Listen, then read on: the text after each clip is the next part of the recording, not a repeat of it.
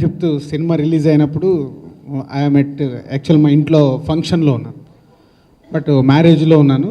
ఈ cinema result audience దగ్గర నుంచి వచ్చే వరకు ఆ మ్యారేజ్లో ఉన్న నాలో అంటే నేను అనుకున్న రిజల్ట్ 100% వస్తుంది, కానీ ఆ కాల్స్ వచ్చే వరకు ఒక ఎగ్జైట్మెంట్ ఉండేది.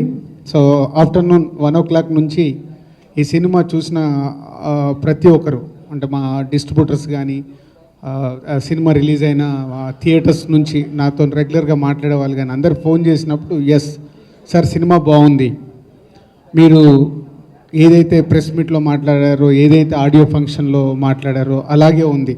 సో ఇది ప్రేక్షకులు, మన తెలుగు ప్రేక్షకులకు కూడా మెయిన్గా లేడీ క్యారెక్టర్తో వచ్చిన ఎంటర్టైన్మెంట్ ఏదైతే చాలా బాగుంది, ఎవ్రీవన్ ఎంజాయింగ్.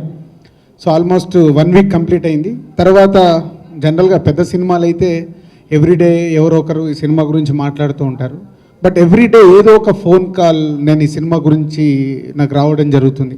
సినిమా చూసిన వాళ్ళు బాగుందండి, చాలా బాగుందండి, మంచి ఎంజాయ్ చేసామండి. సో అంటే ఒక సినిమా ఏదైతే నేను తమిళ్లో చూసినప్పుడు ఫీల్ అయ్యానో, సో అది ఈరోజు తెలుగు ప్రేక్షకుల దగ్గర నుంచి ఈ సినిమాకు రిపోర్ట్ రావడం, అంటే వాళ్ళు సినిమా చూసి ఎంజాయ్ చేస్తున్న విధానంకు ఐఎమ్ వెరీ హ్యాపీ. అంటే నేను ఒక స్టేట్మెంట్ ఇచ్చిన, ఒక సినిమా చూసి ఆ సినిమా గురించి నేను మాట్లాడిన దానికి ఎంత వాల్యూ ఉంటుందో మీడియా వారికి కానీ అండ్ ఆడియన్స్ కానీ తెలుసు.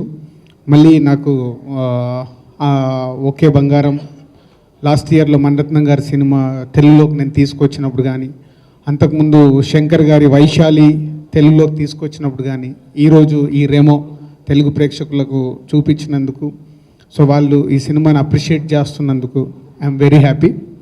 అండ్ హోల్ టీమ్, ఆడియో ఫంక్షన్లో చెప్పాను, ఇట్స్ ఎ టీమ్ వర్క్.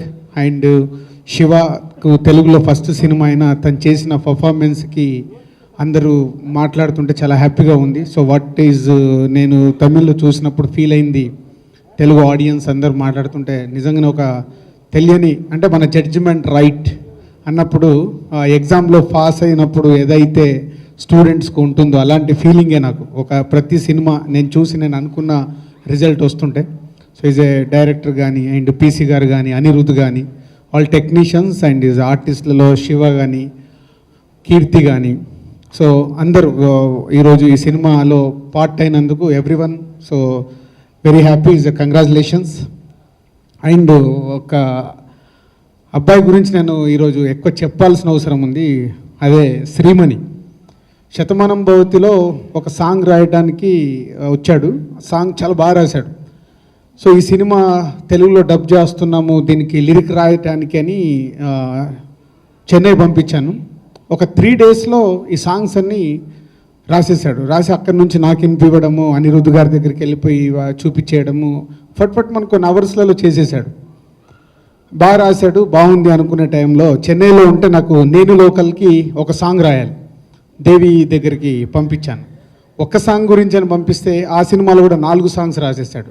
అంటే ఒక శతమానం భవతి దగ్గర నుంచి ఒక షార్ట్లీ ఒక 60 daysలో మాకు సంబంధించినవి దాదాపు 10 songs రాశాడు. అంటే ఒక టాలెంట్, ఒక సింపుల్ ఒక థ్రెడ్ లాగా అన్నట్టు, ఒక మనిషికి సినిమాలో కనెక్ట్ అవుతే ఎలా ఉంటుంది అనేది అన్ని పాటలు అలా కుదరడము, బాగా రాయడము, వెరీ హ్యాపీ.